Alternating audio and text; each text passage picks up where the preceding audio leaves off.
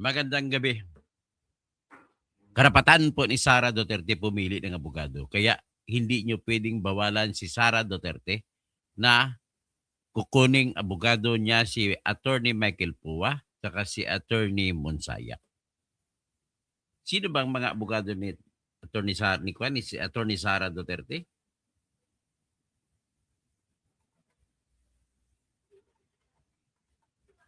Ito po mga binubuo po ng FNS, Fortune Narbasa Salazar na Law Office.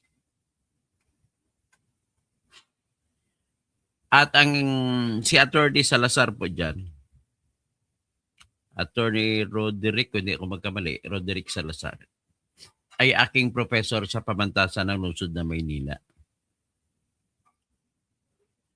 So, mga magagaling po mga ito. Ang kinagaling ng mga ito ay una, may karanasan na sila sa paghawak ng impeachment na kaso. Ang karanasan po nila ay sila po yung backbone ng mga lawyers ni ERAP sa impeachment ni ERAP.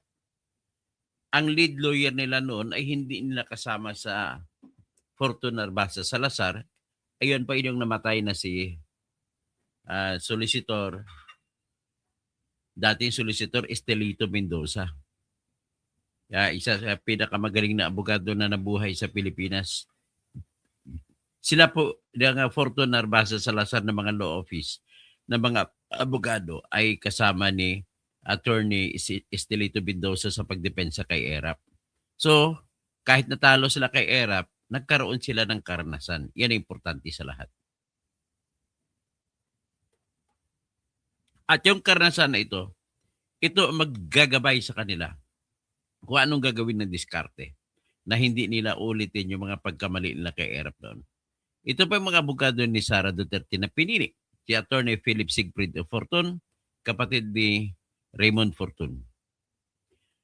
Signatory siya sa appearance at kautilam. Si Attorney Gregorio Guyo Narbasa II, partner din ni Attorney Fortun. Pero hindi nila kasama si Attorney Roderick Salazar kasi corporate lawyer yun eh. Hindi siya sanay sa trial lawyering. Tapos si Attorney Michael Pua, na former spokesperson ng Office of the Vice President and former DepEd spokesperson, publicly acknowledged as legal counsel and spokesperson of Duterte's impeachment defense. Signed the appearance. Nag-abogado pa siya nung una ni impeachment case. Nagpumirma siya doon. So matagal na siyang abogado ni Sara Duterte. Si Attorney Reynold Monsayak.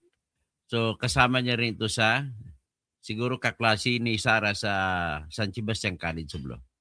Si former Office of the Vice President spokesperson at saka DepEd Assistant Secretary for Procurement. So tapos si Attorney Paulo Panelo. Si Salvador Paulo Panelo na abogado rin ni Sara sa kasong perjury na sinampa nila laban kay Madriaga doon sa Taguig. Nagsampa din nata sila ng libel sa Davao City. At yung mga pinakita ni Attorney Paulo Panelo ng mga ebidensya laban kay Madriaga na nagsisinungaling ay sobrang tindi, napakalakas ng ebidensya. Sunod ay itong iba pa nila ng mga kasama sa abogado ay yung kasama sa law firm ni Attorney Fortun, Attorney Narbasa. So, sabi ng House Committee, nag-anunsyo sila na pag-usapan daw nila na i-reject daw nila yung appearance ni Attorney Pua at Attorney Monsayak. Anong katwiran nila? Ang katwiran nila kasi gagamitin daw ng prosecution na testigo si Attorney Monsayak at si Attorney Pua na gagamitin lang testigo laban kay Sara Duterte. So ladies and gentlemen, let us not belabor about this. The right to a lawyer or counsel is constitutional. Ang ibig po sabihin, Constitution po natin ang nag-uutos na may karapatan ang sinuman kukuha ng kanyang abogado. Hindi mo siya pwedeng bawalan kung sino ang gusto niyang abogado. At ang katwiran naman nila ni Ridon at saka ni Luistro ay kabubuhan. Nakakaasar. Okay lang ito si Attorney Luistro kasi hindi naman siya gumraduate sa UP. Sa University of Batangas siya gumraduate. Itong si Attorney Ridon, gumraduate sa UP na pinag-aral natin kasi scholar ng bayan siya. Kasama rito si Attorney Jesus Palsis. Kasama si Attorney Dino De Leon. Kasama rin si Attorney Leon. Puro mga UP. Nakakahiya kayo. Sinisira nyo ang UP. Binabayaran ng mga buwis ng bayan na pupunta sa pagpapaaral sa inyo dyan. Tapos ganun ang produkto nyo. Hindi po nagbabago ang batas dahil kung sa UP kayo gumraduate. Ako gumraduate ako sa pamantasan ng lungsod ng Maynila, pamantasan sa likod ng Manila City Hall. Ganon din ang batas na tinuturo kapag karapatan ng kahit sino man na kumuha at pumili kung sino man ang gusto niyang abogado. Kaya bawal na bawal po Ridon. Bawal na bawal Bubo na Luistro. Bawal na bawalan niyo si Sara na kukunin ng dalawang yan na kanyang abogado. Ngayon, ang rason ninyo na gusto niyo bawalan ay dahil gamitin yung testigo si Pua at saka si Raimundo Monsayak. Ngayon, hindi po karapatan ng prosecution o kahit sino man na kalaban, hindi karapatan ng kalaban na kukuning testigo ang kakampi ng kabilang parte. Magpaalam muna kayo sa korte. Hindi kayo pwede magdesisyon. Karapatan ng kahit sino man, kahit si Pyra, karapatan niya mamili kung sinong gusto niyang abogado. Wala kayong magagawa. Pag ayaw mo isang abogado, wala kang magagawa. Talagang ayaw mo, hindi pwedeng ipilit sa iyo yun. Pag ayaw mo. Kasi personal po ang serbisyo ng abogado. May tinatawag na personal na relasyon. At hindi pwede yung personal na maibuyagyag. Kasi ang personal ay mga sikretong bagay. Binibigay yan ng konstitusyon yung karapatan. Actually, makukulong pa, mabibilanggo pa sa ilalim ng Revised Penal Code ang sino mang tao. Kagaya kay Ridon, pag pinipilit mo, mabibilanggo ka sa ilalim ng Revised Penal Code na pilitin mo yung abogado niya na si Puwa tsaka si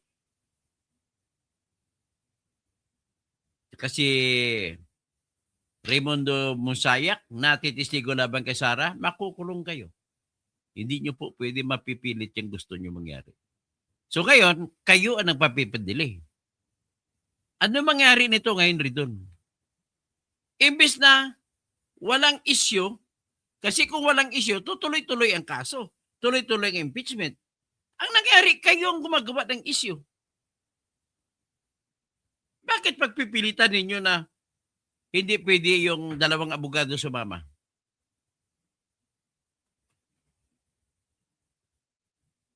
Ganito po yan.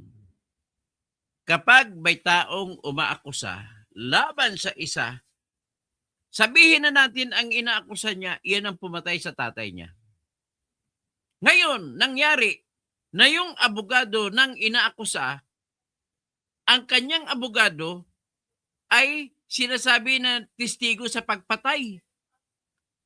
Ang ibig niyo ba sabihin, pwede niyong pilitin ang inaakusahan na huwag kunin na abogado yung kanyang abogado sapagkat ang abogado niya, iyon ay testigo sa pagpatay?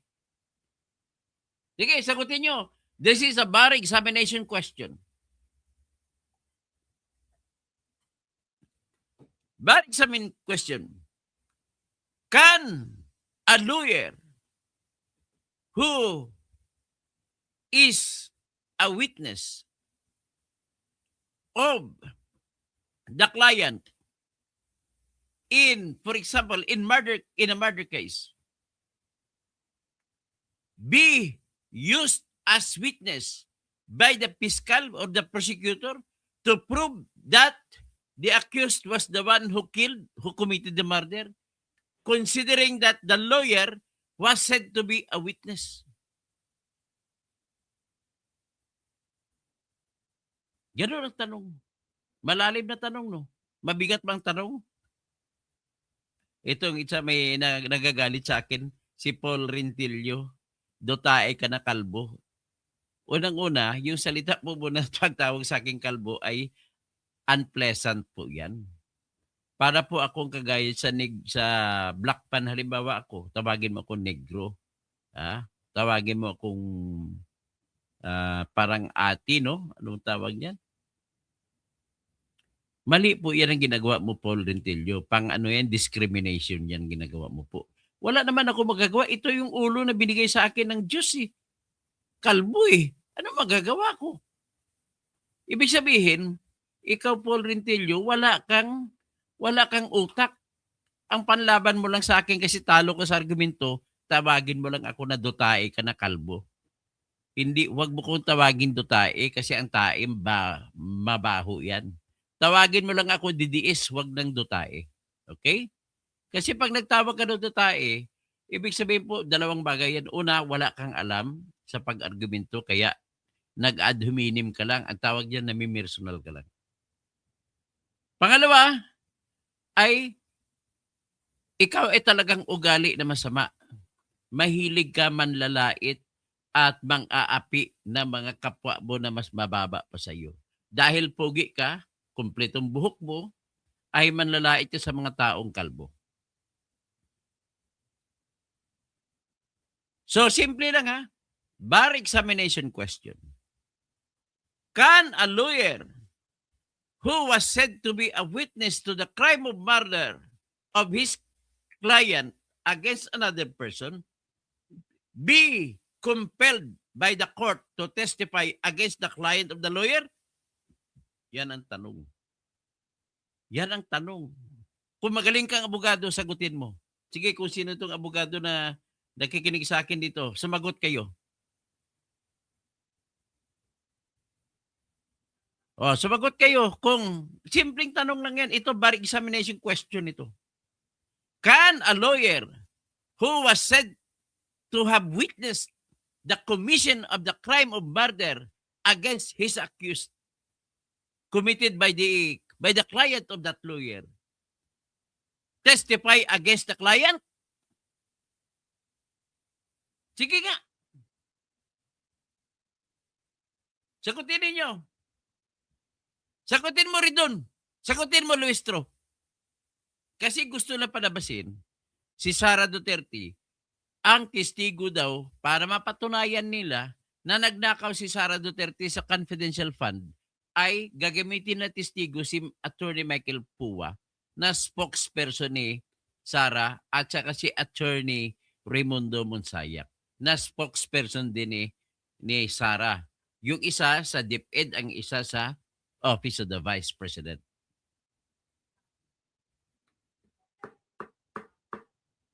Ha? Sige nga, kung matalino ka, sagutin sino ba yung nagtawag sa aking kalbo? Sagutin mo nga kung Paul Rentillo, sagutin mo kung anong sagot, kung tama ang sagot mo. Question, pwede bang gawing testigo ng piskal laban sa kliyente niya? Pwede bang gamitin ng piskal ang isang abogado na testigo laban sa kanyang kliyente? Kung ang kaso halimbawa murder at ang lawyer na yon ng kliyente ay sinasabing testigo sa pagpatay, pwede ba niyang gamitin testigo? Sagutin mo, Paul Rentillo, kung matalino ka, huwag mo kong tawaging dotae na kanakalbo. Sagutin mo ako. Ma'am Pyra, sagutin niyo ako. Yan kasi ang gusto mangyari ni Luistro, tsaka ni Ridon, at tsaka ni Attorney Jesus Palsis, at saka si Attorney Ligutan. Mga professor, mag-graduate ng UP yan. Ridon, graduate ng UP. Ang professor na yan, si Attorney Barry Gutierrez. Spokesperson ni Leni Robredo.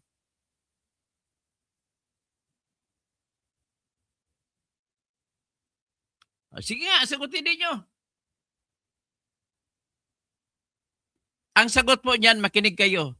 Ibahagi ninyo sa mga taong magtitik ng bar exam ngayong September. Ang sagot po ay hindi pwede. Number one, na rason kung bakit hindi pwede. Ang pagsulat ng sagot sa computer yan, laptop naman kayo. No, the lawyer cannot be used as a witness against his client even if it were true that the lawyer witnessed the commission of the crime of murder committed by the client in that particular case. Yan ang statement ng sagot. Reason. Number one reason.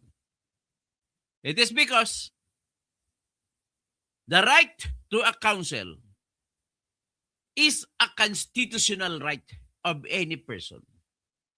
And the right to counsel as a constitutional right includes the right to choose who should be your counsel. Next reason. Any lawyer cannot testify against his client concerning the secrets between the two, the lawyer and the client. Because if he were to commit that mistake of testifying against his client, he will be imprisoned under the revised penal code. Yan ang sagot. Kaya, hindi ko alam, bumalik ka na sa UP Law School. Ridon, ikaw naman, Luis, bumalik ka sa Batangas, University of Batangas Law School. Anong klase mga pinag-aralan ninyo? So, wala na kayo. Kahit ano pang hostile witness ninyo, hindi pwede mangyari yan. The right to counsel is a constitutional right. Kasi, isa pang rason. If you will compel that the lawyer of the client becomes a witness to testify, then you are also tantamount to committing the violation that is called as the violation of the right against self-incrimination. And because the relationship between the lawyer and the client is personal, the obligation of the lawyer as to the right to silence or the right to remain silent is also extended to the lawyer. Ganon. Saan ba kayo nakakakuha ng... Saan kayo nakakuha niyan? Naging congressman lang kayong dalawa kung ano na iniisip nyo. Oh, nakuha nyo na? Sige, i-replay nyo na lang para ituro nyo sa mga magtitik ng bar exam ngayon.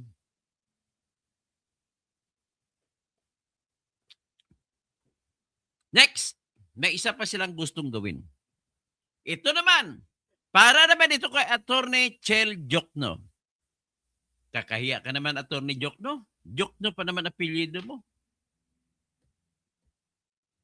Yung Diokno na hinangaan ko, si Senator Diokno.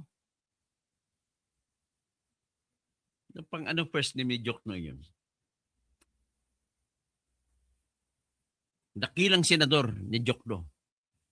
Nag-take siya ng bar exam, kasabay niya si Attorney Joby Salonga. Tabla sila, number 1 sila pareho. Ngayon, Attorney Chel Diokno, nagsampa ka ng petition or motion sa inyong Committee on Justice na hinihingi mo na papalabas ng utos ang Justice Committee. At ang utos ay ganito. Utusan ang salin na ang ombudsman na ilabas ang salin. Pwede ba yun? Unang-una, hindi pwede. Tama, si Diokno pa. Sige, thank you. Hindi pwede po na utusan ng Committee on Justice ang ombudsman na ibigay ang salin. Kasi ang ombudsman ang humahawak ng salin. Bakit hindi pwede? Kasi po, ang ombudsman is an independent body and it is separate from the House of Representatives, and its rank is only the same as the rank of House of Representatives, and the rank of Justice Committee is below the House of Representatives. Therefore, one that is lower in status and rank cannot order the ombudsman to submit the SALN. Bago kayo sana magsalita sa media, kinukonsulta niyo muna ako. Ay, naku, nakakahiya tuloy kayo. You are revealing yourselves as nimcompops.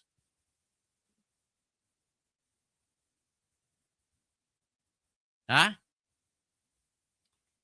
So nakita niyo na kabubuhan? Yan, number 1 na kabubuhan. Number 2 kabubuhan mo, Atty. Chelyuk, no? Nag-motion ka pa sa Justice Committee na utusan ang bangko kuno ni Sara Duterte na ibigay sa inyo ang bank records. So, gagawa tayo ng ano? Mali yun! Gagawa tayo ng bar exam questions pa rin ulit. Kanina, can the Justice Committee of the House of Representatives subpoena the Office of the Ombudsman to submit the SALN records of Sara Duterte? Ang sagot, no, it cannot subpoena the Office of the Ombudsman. The most that it can do is to request. It is because the reason, justification, Ombudsman is higher in rank than the Justice Committee.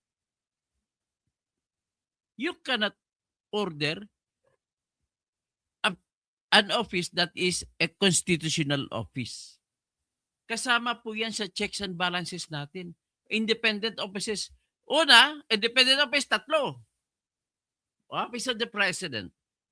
Kasama dyan Office of the Vice President. Tapos, Office of the Judiciary. Next is Office of the Senate and the House of Representatives.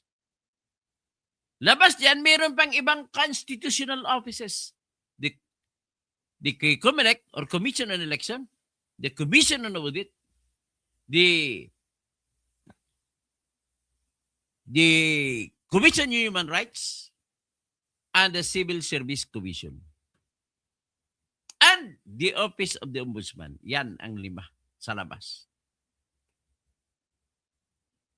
So, ang justification, bakit hindi pwede, why it cannot, Justice Committee cannot order the Ombudsman to submit the SALN of Sara Duterte is because Office of the Ombudsman is higher in rank and independent in itself. It is a separate body. It is against the principle of checks and balances for the Justice Committee to direct or to order the Ombudsman to submit the SALN papers of Sara Duterte. The most it can do is to request.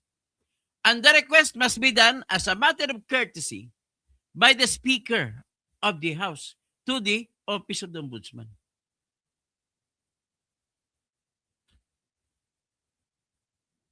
Dapat malaman nyo yan. May tinatawag po kami primus inter pares. Inter pares, pareho ang rangko. Pero mayroong primus inter pares. Yung primus, iyon yung pinaka-prime. Kaya sa ating sistema sa pamahalaan natin, primus inter pares sila, kasapi sila yung Supreme Court. Kasama dyan ang Senate of the Philippines. Kasama dyan ang House of Representatives. Kasama dyan ang Office of the Vice President. Kasama dyan Office of the President. O, kasama dyan ang Commission on Human Rights, Commission on Elections, Commission on Audit, and the Civil Service Commission. Sila mga member sila ng inter pares. Ang pinaka-private office of the President, yan ang tawag namin dyan ay primus, the prime of all equals, primus inter pares. So, another reason why the Justice Committee cannot subpoena the Office of the Ombudsman, sabi ko unang-una,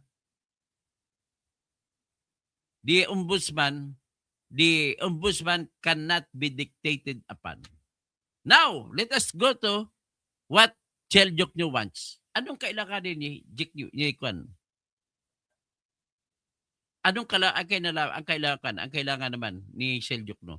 Gusto niya ipasabpina ang records ng bangko. Ang tanong naman ngayon, bari some questions.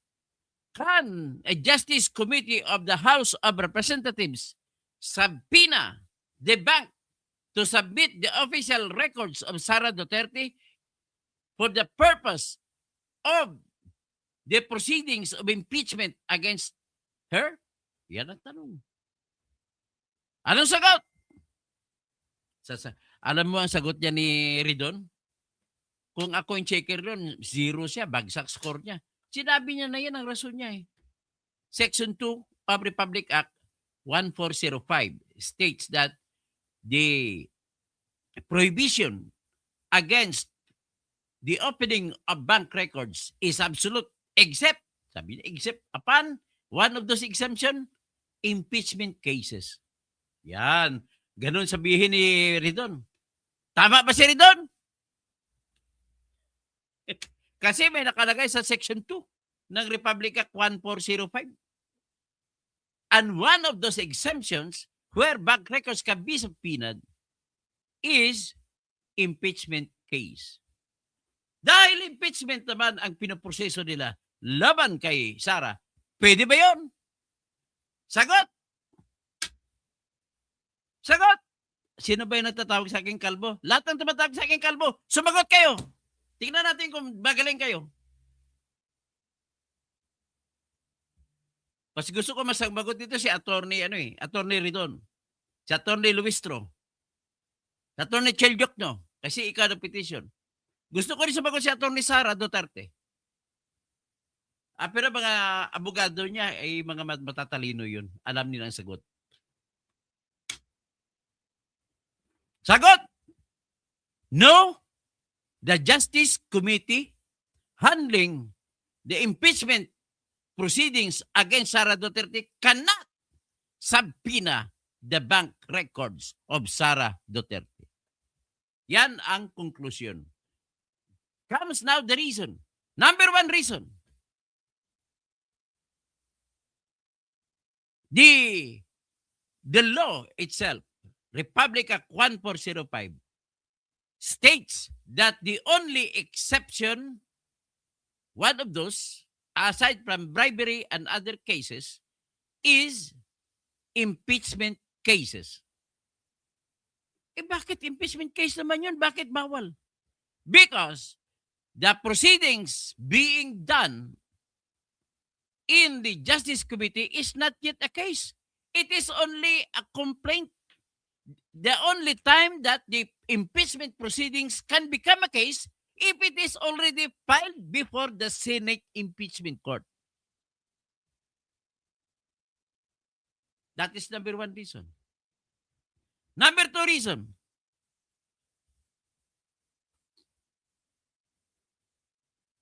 The law itself, Republic Act 1405, is very strict in stating that the prohibition is absolute. Because it is a matter of private, the rule of the privacy of a person. If it is a privacy matter, it is included in the right to privacy of communication. And Section 3 of Article 3 of the Constitution says that the right to the privacy of communication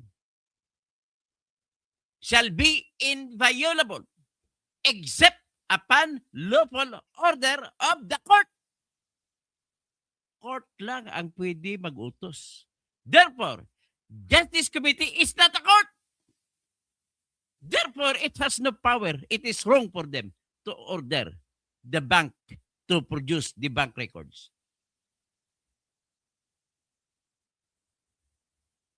Another reason, the third and last reason, Section 2 of Article 3 of the Constitution says no warrant, no search warrant shall issue. Kasi magsisearch ka na eh.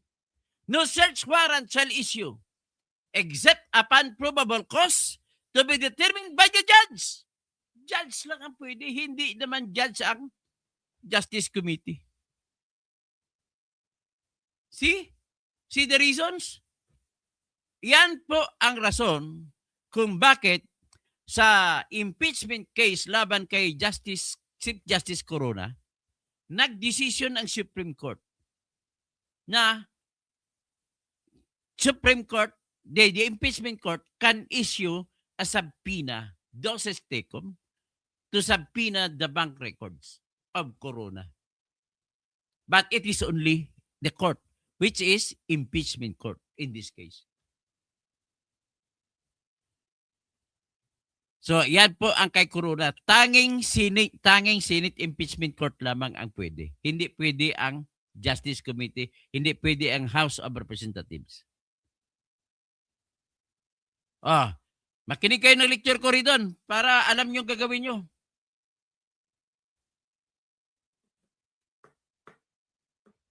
Kailan ka ba nag-bar exam? Katong 2010 ka lang ata nag-bar exam eh. Pinakamadaling bar exam sa inyo eh. Yun atang bar exam na bumaba yung passing rate, binababa yung passing percentage rate tula. Ginawa 70, sa amin 75 eh.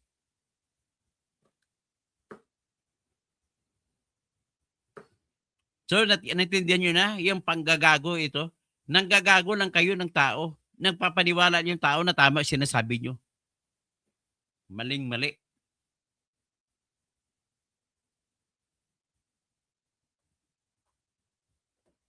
I don't care. Hindi ko didepensan si Sara dito. Sinasabi ko lang mali ang inyo sinasabi. Para alam nyo ang gagawin ninyo kung paano nitirahin si Sara. Binibigay ko na sa inyong butas. Una, mali isummarize ko lang.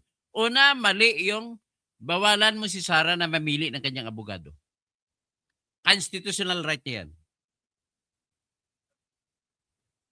Pangalawa, mali mag-utos sa ombudsman na ipalabas mo ang salin. Makiusap ka lang sa ombudsman. Pwede po yun.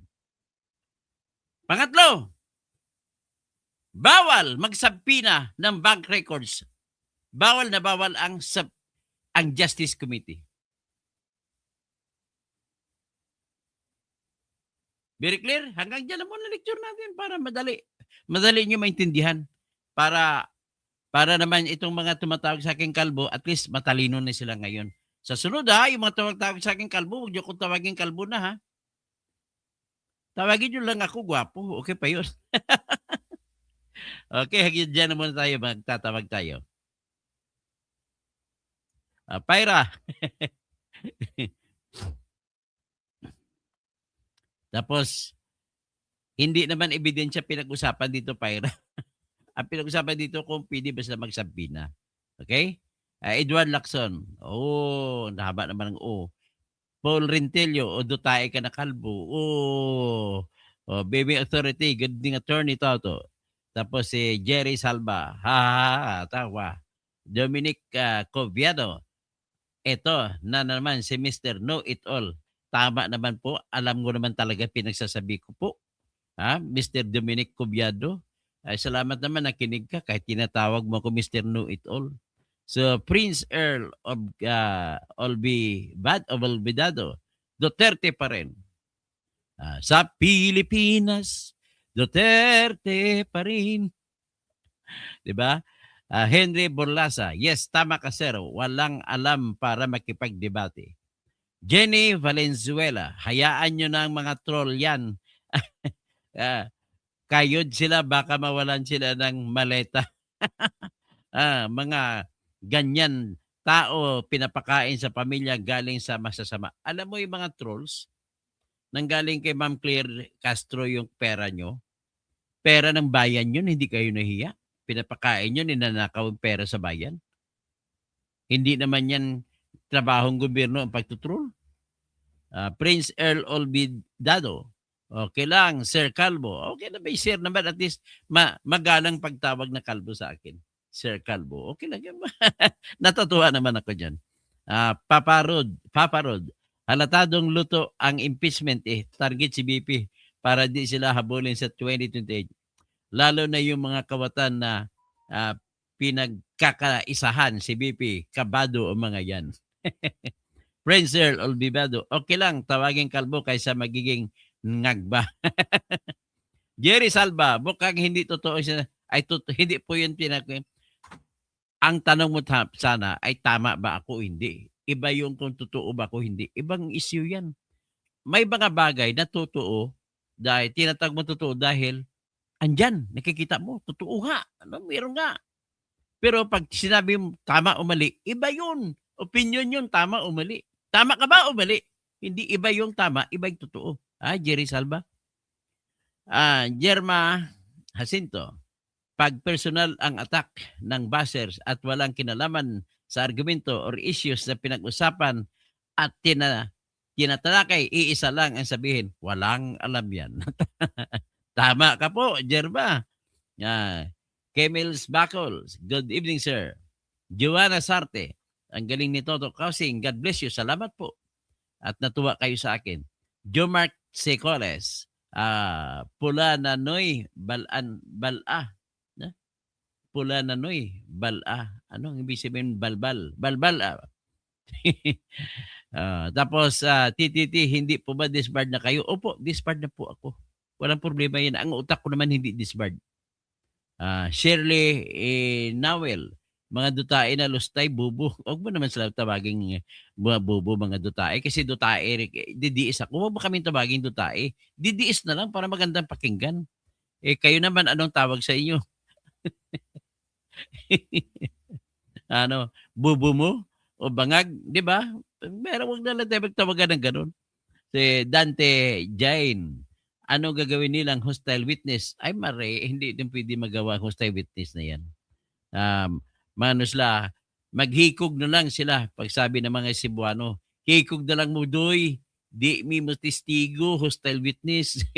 Ibig sabihin hikog, magpakamatay na lang kayo. Tapos si Gilex, wow, ang galing mo naman pang absolute truth.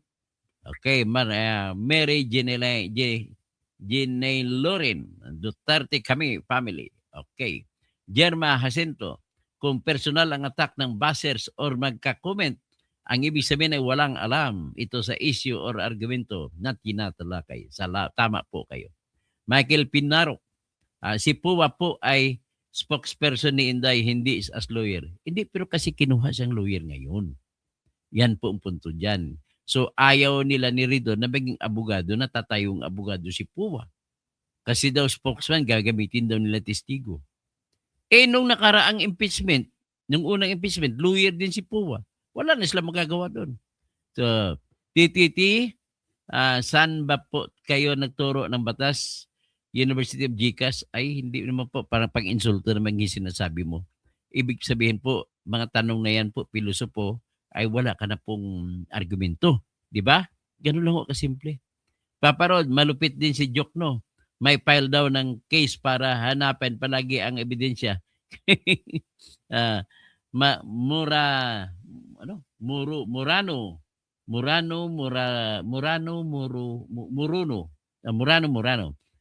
Bato, sumuko ka na kalbo. Ay, bato. Ano bang pinagsasabi mo? Pag ano sinasabi mo, isa ka pa rin na walang alam. Pasensya na po. Eunice Akilit, Jose Pepe. Pepe Jokno. Okay. Titi Jose Jokno po. Proof. Drowa, tinawag mo na ko ngayon proof ha. Drowa Rokan. Naku, paldo na naman engineer Toto. Hindi po ako, wala po akong bayad sa akin. Ang Drowa, ang sa akin po ay prinsipyo pinaglalaban ko rito. Hindi po ako kagaya sa iba, kagaya ninyo na hindi tumatahimik na lang kayo, malimanita ng pera na nanakaw sa inyo, tumatahimik kayo. Yan ang pinaka-importanteng laban, hindi si Sara Duterte. Michael Pinarok, ang sinasabi mo ay client-lawyer privilege, hindi nag-apply yan kay Puwa kasi he was ibig sabihin po, Michael Pinarok, hindi mo naintindihan. Kukunin nga siya ngayon si Puan na abogado ni Sara. Ang sabi nila nito, huwag mo kunin kasi testigo namin yan. Ganun po yun. Ha? Maintindihan mo? Ang babagay na gagawin niya as part of his lawyering, siyempre yung trabaho niya kay Sara. Naintindihan mo? And the lawyer cannot serve as the counsel against the client. Ganun lang po kasimple. Ken Jacob Lonte, God PM, sir.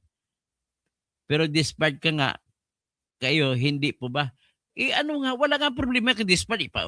Ulit siya sabihin na disbarred nga ako eh. Ano bang ibig sabihin na disbarred? Wala ka ng karapatan magsalita?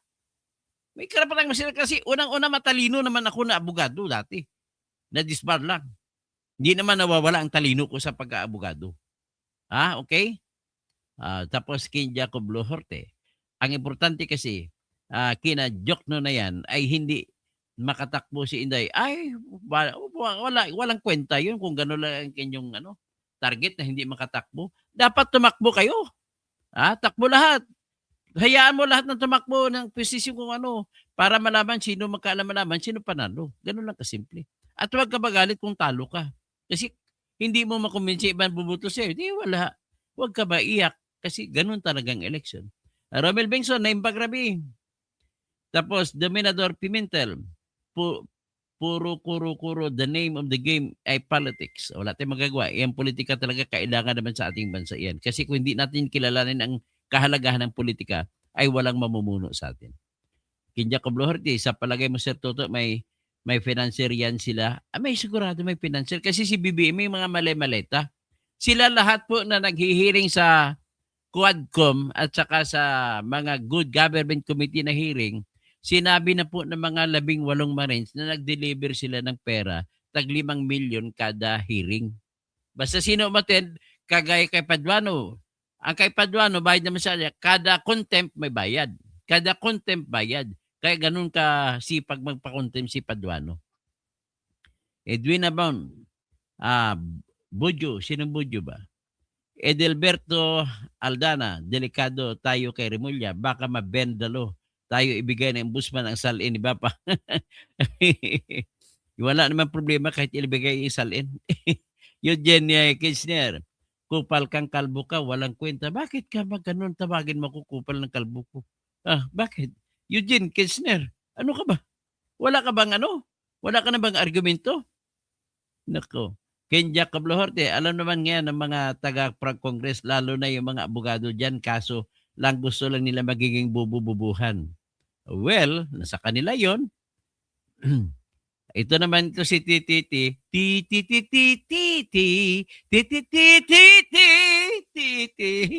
Wala kang ibang ginagawa kundi inaasar mo lang ako sa Gcash. Bigyan mo lang ako kung magbigay ka. Huwag kung huwag mo. Okay? Huwag ka na po mag-ganon. Kasi pag ganon ang topic mo laban sa akin, ibig sabihin po, hindi mo ako kayang argumentuhin. Edwina Bonumdon.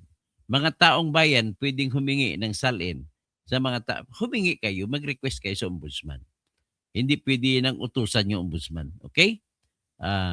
TTT, opo, pwede. Beritna Spears, good evening. Attorney Toto, watching from Daet Camarines Norte.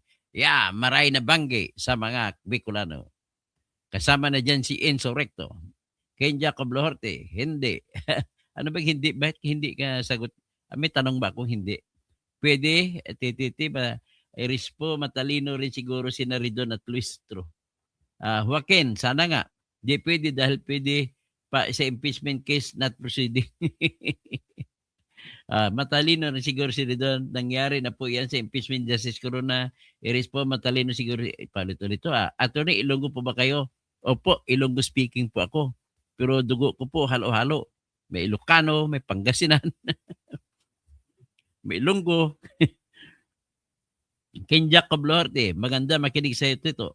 May malalaman ka talaga. Mahirap po kasi pag walang alam sa batas. Ngayon, alam nyo na, the right to a counsel is a constitutional right. And the right to choose a counsel is a constitutional right too. Okay? Matalino siguro siya. Okay, sino pang iba? Si Kemels Bacol. Guwapo, Sir Toto. Okay. That's Kinagara. Buti pa dito, may matutunan tayo sa batas. kaysa mga vlogger na walang alam, putok lang ang alam. Vladimir Kaligayan, Toto, kumusta na po kayo? Mabuhay po kayo? Okay lang po ako.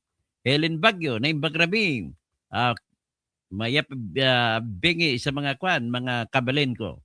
Michael Kain, attorney, you may be good in interpreting the law, but you should also consider the math in the maleta.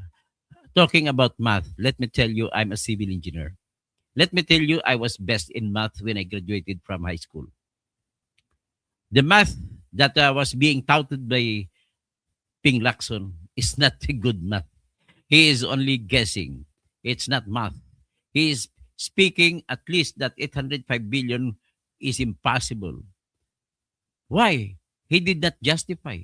His reason for impossibility is resting only on his claim that if we would allow or accept the proposition that 805 billion were delivered by these men, then there would be 20,000 more than luggage that would be used. Hindi naman imposible yung 20,000. Bakit? Ilang na-determine ba ni Lacson kung ilan ang binibenta na luggage sa buong Pilipinas? Sa dami-daming Pilipino, tandaan mo to, ilang Pilipino ba ang OFW? Di ba ang OFW natin nasa abot na halos 10 million?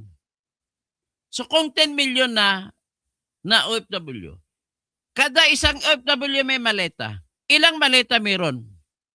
10 million. Ibig ba sabihin ni Lacson, tama siya, na imposible magkakaroon ng 20,000 na maleta?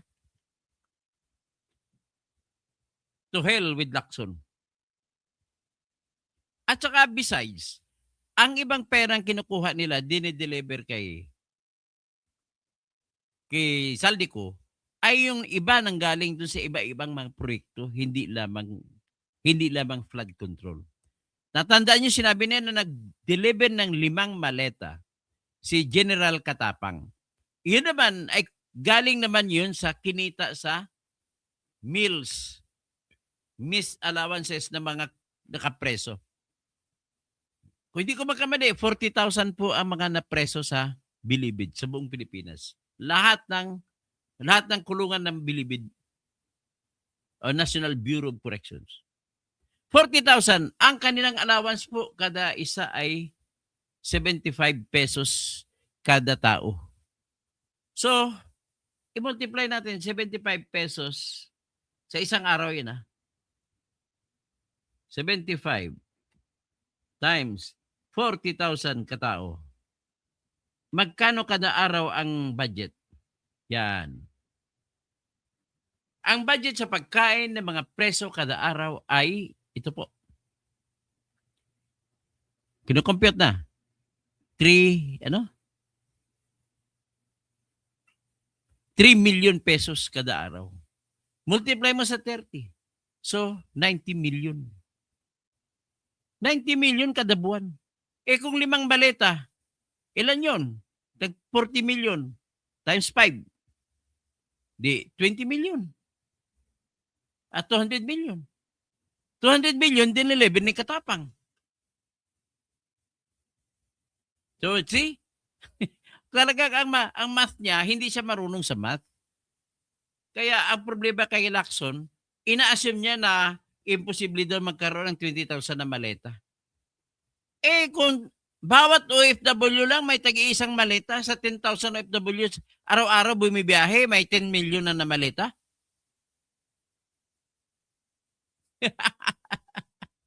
Okay. Ano yan? Like Chen, tama ba si Lacson o hindi? Ang basis ng illogicalness na argumento ni Lacson ay dahil daw it will take at least 13,000 na maleta. Ano na yan? Sisiw. 10 million OFWs na tayo araw-araw. Ilang milyong maleta ang dumadaan sa airport araw-araw. Angkor Channel TV, basta tama lang kay Tony Toto. Wala tayong magagawa, madidismiss impeachment TV. Itatalakay ko madidismiss yan. Suabi kayo. Abangan natin si Leonardo Liveste. Baka may ibubunyag. Abangan natin ang bagong niya. Tapos, like Cullen, ba't ba kayo na-disbar, sir? Na-disbar po ako dahil sa pagiging aktivista ko po. Ako ay lumalaban sa mga kurakot. Kinasuhan ko sa ombudsman ang aming congressman dati na si Dinan Hernandez ng Plander sa pag-overprice sa mga pagkain ng mga Maranao sa panahon ng giyera sa Marawi. Akalain mo yung halaga ng pack na 300 pesos binenta na 500 pesos, mahigit 1,120,120. 1,147,120 packs ang binenta. So kung ganun, i-multiply mo sa 200 pesos ang kinita nila. So magkano? 200 plus million ang kinita nila overprice. Tapos pinablis ko sa Facebook bago ko pinail sa ombudsman. Dahil doon na-publish ko sa Facebook noong una, dinisbar na kagad ako ng Supreme Court. Wala. Yan ang Supreme Court eh. Ayaw nila eh. Ayaw nila ganun mangyari. So, kaya tuloy, marami ang dapat hinayaan na lang nila ang laban, magkampanya, laban sa kukurakutan. Kasi kung hayaan na lang, di dapat hindi nila kuparusahan para mas marami ang lalaban laban sa pagnanakaw. Sana ba ako?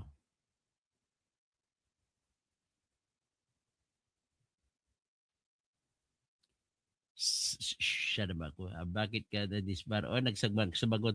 Sinagot ko na yan. Bakit ako na-disbar? Sinagot ko na po yan ha. Si Paduano mayabang na murag Ilonggo. Ilonggo po si Paduano, taga Bacolod at taga Negros Occidental. Ginawang bounty ni Marcos Jr. yung box tax natin, attorney. O nga. Tapos pinambabayad pa sa mga troll. Parehas magnanakaw si Marcos Duterte. If you claim you hate corruption. Ay si Duterte po, wala tayong pruwiba na nagnakaw si Duterte. Wala pong pruwiba hanggang Marites, ano lang yon. Hanggang Marigres Piatos lang yon. Ang may pruwiba tayo, 125 billion lang, pruwiba tayo, trillion kay Marcos. Kaya huwag sabihin na pareho magnanakaw kasi kay Marcos may mga ebidensya na tayo. Kay Duterte wala pa pong ebidensya. Ano pa lang yan? Paniwala pa lang. Okay, Marilyn Bondok. Hello, Doc. Go, magdeklara ka na. Magdeklara ngayon mismo. I am declaring that I will run for senator in 2028. If possible, I will call Attorney Gwanson, magsama kami. Tapos, if possible, isama kami sa ticket ni Inday Sara. Kung hindi man, at least kakampi ni Inday Sara. Klarong paliwanag, sabi ni Romel Bengson. Congrats sa paggamit ng Kausing Doctrine. Galing mo. Ginamit mo pala yung Kausing Doctrine ko para ipabasura ang kaso laban kay Reza. Ginamit ng Maria Reza. Ginamit ng Office of the Solicitor General. Sabi naman ni RDTV, ang pang-insulto ay hindi isang argumento, kundi pagpapakita yan ng walang alam o kahiraan para ilatag ang kanyang pananaw sa mga bagay. Tama po kayo. JC Bacaayo, ano masabi mo kay Pebbles Talakera? Ang daming post niya na i-picture ni Sara at Madriaga. Yaman na si Pebbles Talakera. Diyan sa kumikita binibigyan siya hired vlogger. So, Anchor Channel TV, magdeklara ka na, attorney. Magdeklara na nga ako. Kausapin ko si Attorney Gwanson. Mercy Aginabaw. Ang tumatawag na kalbo talagang uneducated na mga tao. Ba't po kayo na-disbar? Yan, din mo na tumanong kanina. Baba na tayo. Biglang 25 CMs. Kawawa, susunod na upo sa Malacanang, baon sa utang ang Pinas. Vladimir Kaligayan. Kain, nabasa ko na. Banji Katubay. Joyce World. Angkor Channel Tabi. Tapos sino pa? Si Roy Gravamen. Ang mga government vlogger, naglalabas ng mga balita, hindi puro bentang, naglalabas sila ng ebidensya ng vlog nila ayon sa NBA director. Maraming butas ang 18 Marines. Ibig sabihin, binayaran talaga si Christian Isguera tsaka si Insurrecto. Kasi iyan ang mga labas nila, sabay-sabay sila labas Naimbag Rabiin, kada kayo amin, Boss Toto, at Toyok, Davao City. Masantos Yalabi, Chikayo. Lacson, useless ang math niya. Roy Grabamen, excited ako sa pag-upo ni Ramil Madriaga. Oy, siguro talagang gigisahin niya ni Attorney Salvador Paulo Panelo. Manyalbao, good evening, Sir Toto. Si T. Ronald Dump, idol nyo si Senador Bato. J.K. Calnain, sir, there are lots of inconsistencies in the 18 Marines. Di, nabasa ko na po. Walang inconsistencies po. Pasensya ka na po. Walang inconsistencies po. Pasensya ka na po. Nabasa ko na po lahat. Rizan Recaport. Gusto mo, i-vlog ko pa ulit? Na-vlog ko na kayan eh. I-vlog ko pa ulit? Sara magnanakaw. Ay, di hanggang opinion ka lang, hanggang tawag ka lang sa Sara magnanakaw. Wala ka namang ebidensya sa pagsabi na magnanakaw nga. Lacson naging protector. Yan, marami tayong ebidensya na protector na si Lacson ni BBM. Hindi alam ni Pinky ang paggamit ng money counter. Roger Recato, mukhang Maka Duterte. Maka Duterte na po ngayon. Sinasabi ko na sa inyo eh. Bakit? Ang BBM magnanakaw na, kinakampihan pa ninyo. Di ba? Naasar ako sa mga kapwa ko kakamping tsaka ko mga dilawan eh. Kinakampihan pa ninyo si BBM na halata na naman nagnakaw na eh. Bumili nga sila ng mansion sa bahay para sa paglagyan. Tama po kayo. Bumili ng mansion para paglagyan na ng pera. Jojo Noah, dahil sa kalokohan mo, kaya tama sa iyo yan. Anong ibig sabihin dahil sa kalokohan? Ako ba tinitira mo? Sad to hear that you were disbarred. Unfortunately for you, sir. You're siding with the Dutertes who have tons of corruption issues. Issues lang yan, hindi pa napatunayan. Ang korupsyon niya ay maliit lang, kukunti lang. 14 billion na maximum sa family. At trillion naman kay Marcos. Who will you choose? The trillion the trillion corruption or the billion corruption only? Angelo Dadulia, ikaw lang nagsabi niyan. Hindi ko alam, ano bang sinabi ko na inaiwan po? Kanjo Cablorente, kay Marcos po, may ebidensya, kaso lang natabunan ng milyones na mga mata at bunganga. Kay Kumaro, Jake Alcain, sorry to tell you this, but you are a living example that wisdom does not always comes with age. Walang character development. Ganun ba? Okay. Pagtatakbo ko ay marami po kayong may tutulong kay Sara. Sigurado po yan. Chicken Poopers, Bustoto, sabi kanina tirahin mo si Insurrectus. Natira ko na si Insurrectus. Kasi sabay-sabay ang tira, isa-isa ang kanta. Kayong mga nakaupo, sabay kayong tira kay Marines. Ibig sabihin, isa ang kanta, bigayan lahat, isa ang programa, tinitira nyo lahat ng mga 18 Marines. Halata naman na iyon ang tira ninyo, iyan ang agenda ninyo, iyan ang style ninyo. Bakit hindi ko akalain, hindi ako maniwala, I cannot believe my eyes, na ganun din ang tira ni Christian Esguerra. Christian? Napaghalata ko na may budget talaga na umiikot. Bakit sabay-sabay ang mga vlogger magtirada sa Marines? Bakit? Insurrecto, sabay pa kayo. Vlogcaster. Batang Maynila 2H. Sino pang iba? Dami pa. Yung mga sino pang iba? Dami doon. Hindi ko nakilala. Si GDB Comments.